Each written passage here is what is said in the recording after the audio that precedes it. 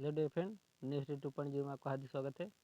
चलिए आज कवर कर लेते हैं आज का टॉप 10 क्वेश्चन जीके टेस्ट। पहला क्वेश्चन है, महात्मा गांधी के राजनीतिक गुरु कौन थे? इम्पोर्टेंट क्वेश्चन है, महात्मा गांधी के राजनीतिक गुरु कौन थे? तो आप पहले बताइए, कमेंट कीजिए।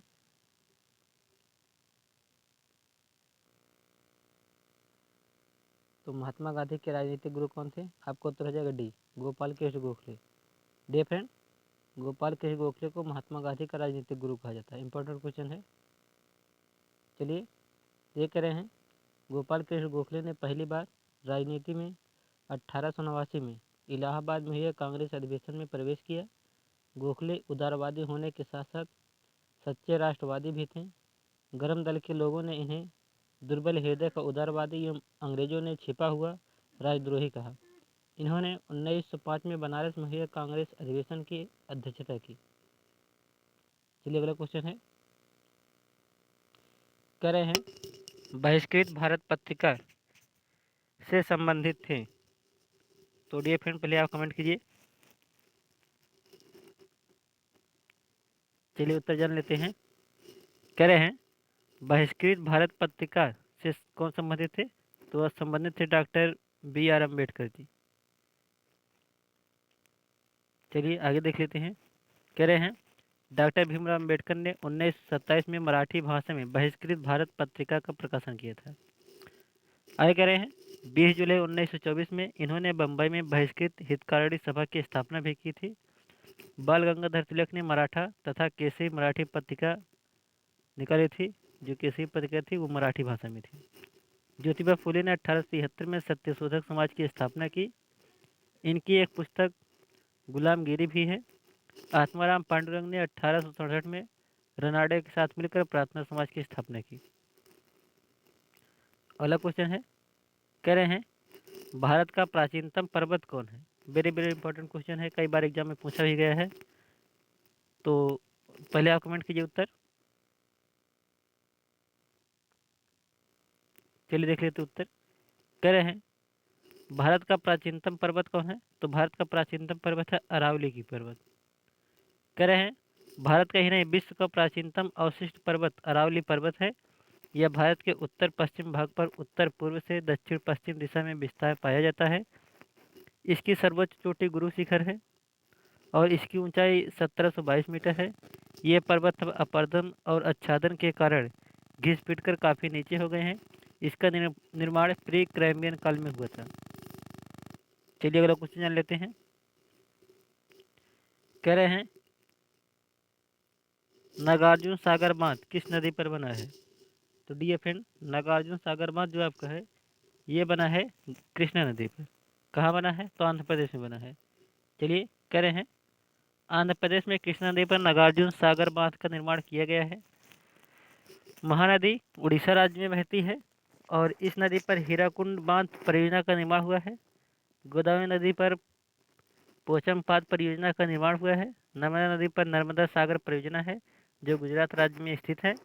अभी हाल ही में इसकी ऊंचाई बढ़ाने पर सरकार तथा न्यायालय के बीच टकराव हुआ था। इसी कारण मेधा पाटकर अमरण अनशन पर थी। चलिए अगला क्वेश्चन है, कह रहे हैं विश्व का चीनी का कटोरा किसे जाता है? Important question. विश्व में ऐसा कौन सा देश है जिसे चीनी का कटोरा कहा जाता है? तो आप कमेंट कीजिए पहले उत्तर। चलिए देख लेते हैं।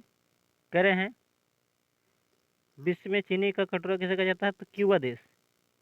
कह रहे हैं कैरिबियन सागर में स्थित क्यूबा को चीनी का कटोरा भी कहा जाता है। चिली दक्षिण अमेरिका का महत्वपूर्ण देश है। यहाँ तांबा उत्खनन में विशिष्टता है। तो चिली दूसरा आपका विकल्प था इसमें। करें भारत को उपमहाद्वीप कहा जाता है, ऐसा इसलिए क्योंकि यहाँ एक महाद्वीप में मिलने वाली सभी विशेषताएं मिलती हैं। करें हवाना क्यूबा की राजधानी है। ठीक है डियर फ्रेंड, यहाँ हवाना ऑप्शन में दिया गया, तो हवाना क्या है? क्यूबा की राजधानी है। चलिए अगला क्वेश्चन है, सॉलिसिटर जनरल निम्न में से क्या होता है? तो पहले आप उत्तर कमेंट कीजिए फिर हम बताते हैं। चलिए डियर फ्रेंड उत्तर जान लेते हैं। कह रहे हैं सॉलिसिटर जनरल जो आपका होता है ये आपका क्या होता है? कानूनी सलाहकार होता है। तो भारत का जो सबसे बड़ा कानूनी सलाहकार होता है ये कौन होता है? Solicitor general. करें भारत का महान्यायवादी अटॉर्नी जनरल ऑफ इंडिया की नियुक्ति भारत के राष्ट्रपति द्वारा की जाती है। राष्ट्रपति द्वारा प्रदत्त विधि विषय पर सलाह एवं सरकार के पक्ष को न्यायालय में प्रस्तुत करने के लिए महान्यायवादी की नियुक्ति की जाती है। महान्यायवादी की सहायता के लिए एक सॉलिसिटर जनरल तथा 2 अतिरिक्त सॉलिसिटर जनरल की नियुक्ति की जाती है। चलिए अगला क्वेश्चन है, करें जवाहरलाल नेहरू द्वारा 2 अक्टूबर 1969 को पंचायती राज का प्रारंभ कहाँ हुआ?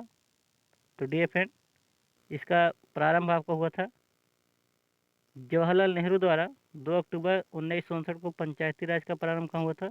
नागौर, राजस्थान के जिला पड़ता है नागौर, वहीं पर ही पंचायती राज व्यवस्था की स्थापना की गई थी। करें भारत में पंचायती राज 2 अक्टूबर 1959 को राजस्थान के नागौर में लागू किया गया था। इसे तत्कालीन प्रधानमंत्री जवाहरलाल नेहरू ने लागू किया था। करें जबकि 1857 में बलवंत राय मेहता समिति का गठन किया गया था और इस समिति ने दिसंबर 1957 में अपनी रिपोर्ट सौंपी, जिससे पहली बार त्रिस्तरीय पंचायत प्रणाली लागू करने की सिफारिश की गई थी। इन्हीं सिफारिशों को ध्यान में रखते हुए राष्ट्रीय विकास परिषद ने 1998 में इन सिफारिशों को स्वीकार कर लिया। बाद में 1992 में 73वां व 74वां संविधान संशोधन द्वारा ग्रामीण व नगरीय क्षेत्रों में त्रिस्तरीय पंचायत व नगर पालिकाओं जैसी पंचायत प्रणाली को लागू किया गया। अगला क्वेश्चन है, कह रहे हैं दीर्घ रेडियो तरंगे पृथ्वी की किस सतह से परावर्तित होती हैं? तो दीर्घ रेडियो तरंगे जो हैं पृथ्वी की सतह से परावर्तित होती हैं। आपको आंसर देना है, कमेंट कीजिए। चलिए जान लेते हैं। कह रहे हैं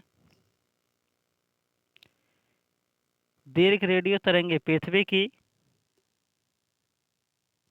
किस सतह से परावर्तित होती है? तो पृथ्वी नहीं, यहाँ पे आपका वायुमंडल होगा। वायुमंडल की किस सतह से? तो यहाँ पे वायुमंडल में आपका हो जाएगा आयन मंडल।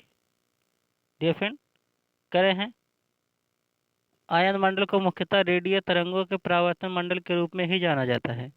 यह मंडल धरातल से 80 से 640 किलोमीटर की ऊंचाई तक विस्तृत है। करें इस भाग में विस्मयकारी विद्युतीय एवं चुंबकीय घटनाएं घटित होती हैं। ब्रह्मांड किरणों का परीक्षण भी यही होता है। आयन मंडल में पुनः 3 उपमंडल होते हैं। क्षोभ मंडल को परिवर्तन मंडल भी कहा जाता है। करें यह वायुमंडल के सबसे निचले भाग पर पाया जाता है क्षोभ मंडल। धरातल के इसकी ऊंचाई 12 किलोमीटर मिलती है। सभी मौसमी घटनाएं, जितनी भी मौसमी घटनाएं होती हैं, सभी अब किस में होती हैं? सभी मौसमी घटनाएं इसी मंडल में घटित होती हैं। मतलब किस मंडल में? क्षोभ मंडल में। फिर कह रहे हैं इसी मंडल में घटित होती है परिवर्तन मंडल और समताप मंडल के बीच 1.5 किलोमीटर मोटी ट्रोपोपॉज सीमा मिलती है, जिसे क्षोभ सीमा भी कहा जाता है। क्षोभ सीमा के ऊपर समताप मंडल पाया जाता है। यह धरातल से 25 से 30 किलोमीटर की ऊंचाई पर पाया जाता है। क्रिच फील्ड के अनुसार समताप मंडल की सबसे ऊपरी सीमा 80 किलोमीटर बताई जा रही है, जबकि स्ट्रॉलर के अनुसार यह ऊंचाई 50 किलोमीटर तक बताई जा रही है। चलिए अगला क्वेश्चन जान लेते हैं। कह रहे हैं पोलियो के टीके की खोज किसने की? तो पोलियो के टीके की खोज किसने की थी? आप कमेंट कीजिए, आंसर बताइए। पोलियो के टीके की खोज किसने की? चलिए उत्तर जान लेते हैं। कह रहे हैं इंपॉर्टेंट क्वेश्चन है, पोलियो के टीके की खोज किसने की थी? तो ध्यान देंगे, जॉन साल्क। ठीक है, कह रहे हैं जॉन साल्क ने 1954 में पोलियो का टीका इजाद किया था। संयुक्त राज्य अमेरिका के निवासी थे। अलेक्जेंडर फ्लेमिंग ने 1929 में पेंसिलिन की खोज की थी। प्रश्न भी पूछा जाता है कि पेंसिलिन की खोज किसने की? तो अलेक्जेंडर फ्लेमिंग ने की थी। कब? 1929 में। कह रहे हैं जो इंग्लैंड के निवासी थे।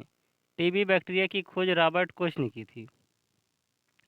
फिर कह रहे एडवर्ड जेनर ने 1976 में चेचक के टीके का पता लगाया था। वे इंग्लैंड के निवासी थे। डेफिनेटली बहुत ही इंपॉर्टेंट क्वेश्चन है। इसमें से जितने भी क्वेश्चन है सभी क्वेश्चन इंपॉर्टेंट है, पेपर में बार बार पूछे जाते हैं क्वेश्चन। चलिए अगला क्वेश्चन जान लेते हैं।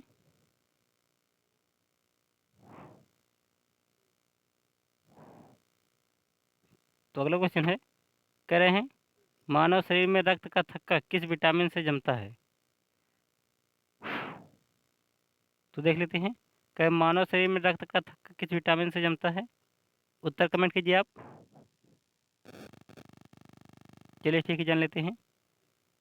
कह रहे हैं मानव शरीर में रक्त का थक्का विटामिन के से जमता है। किससे? विटामिन के से। आगे जान लेते हैं। कह रहे हैं विटामिन के जिगर में प्रोथ्रोम्बिन नामक पदार्थ के निर्माण में भाग लेता है, अतः यह चोट पर रक्त के थक्के जमाने के लिए आवश्यक है। इसे इसलिए रक्तस्राव रोधी पदार्थ भी कहा जाता है। हरी पत्तियों, टमाटर, गोभी, सोयाबीन, जिगर, अंडों की जर्दी तथा पनीर में यह काफ़ी मात्रा में पाया जाता है। आंत के जीवाणु भी इसका संश्लेषण करते हैं। जंतुओं में विटामिन डी 2 रूपों में मिलता है, कोलीकैल्सिफेरॉल, आर्गोकैल्सिफेरॉल। कैल्सिफेरॉल का संश्लेषण जंतु स्वयं अपनी त्वचा कोशिका में, और हाइड्रोकोलेस्ट्रॉल डीहा इरोकोलेस्ट्रॉल नामक पदार्थ के से करते हैं। यह क्रिया सूर्य प्रकाश की पराबैंगनी किरणों के प्रभाव में होता है, अतः इसे धूप का विटामिन भी कहते हैं। करेक्ट, इसमें धूप का विटामिन भी कहते हैं। फिर कह रहे हैं विटामिन ई समूह में 3 विटामिन होते हैं। ये कोशिका कला को ऑक्सीजन गैस O2 के दुष्प्रभाव से बचाते हैं। विटामिन सी स्कारबिक अम्ल की ही सबसे अधिक खोज की गई थी। इसका प्रमुख कार्य ऊतकों कोशिकाओं को परस्पर बांधे रखने वाले अंतरकोशिकीय पदार्थ के मैट्रिक्स, कोलेजन तंतुओं, हड्डियों के मैट्रिक्स एवं दांतों के डेंटिन के निर्माण में सामान्य अवस्था में बनाए रखते हैं। इसका भी रोज के इलाज में यह विटामिन सर्वाधिक उपयोगी है। चलिए अगला क्वेश्चन है, कह रहे हैं केंद्रीय औषधि शोध संस्थान कहाँ है? Important question. तो चलिए जा लेते हैं इसका उत्तर फटाफट।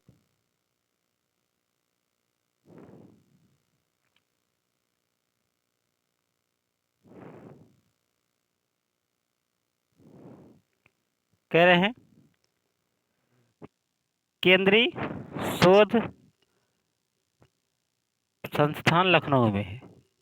लखनऊ में स्थित अन्य प्रमुख शोध संस्थान भी हैं, कह जैसे बीरबल साहनी राष्ट्रीय पुनर्वासनीय संस्थान, भारतीय तकनीक अनुसंधान केंद्र, औद्योगिक विज्ञान अनुसंधान केंद्र, राष्ट्रीय वनस्पति विज्ञान संस्थान, केंद्रीय चिकित्सीय सुगंधित वनस्पति संस्थान स्थित हैं। दिल्ली में भारतीय राष्ट्रीय राजमार्ग प्राधिकरण जल प्रबंधन अभियंत्रिकी प्रयोगशाला, विश्वेश्वरैया इंजीनियरिंग प्रयोगशाला, भारतीय राष्ट्रीय वैज्ञानिक प्रलेखन केंद्र, राष्ट्रीय प्रतिरोधक केंद्र तथा भारतीय मौसम विज्ञान संस्थान स्थित हैं।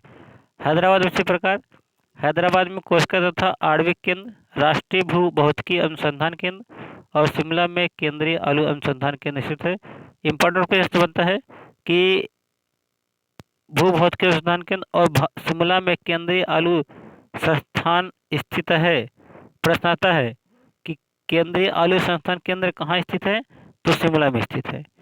डियर फ्रेंड, वीडियो कैसी लगी कमेंट करके जरूर बताएं, और इसी प्रकार से वीडियो देखने के लिए आप हमारे चैनल को ज़्यादा से ज़्यादा सब्सक्राइब कीजिए, शेयर कीजिए, ताकि हमारे वीडियो पहुंचे आपके प्ले सबसे पहले। वीडियो देखने के लिए बहुत बहुत धन्यवाद डियर फ्रेंड।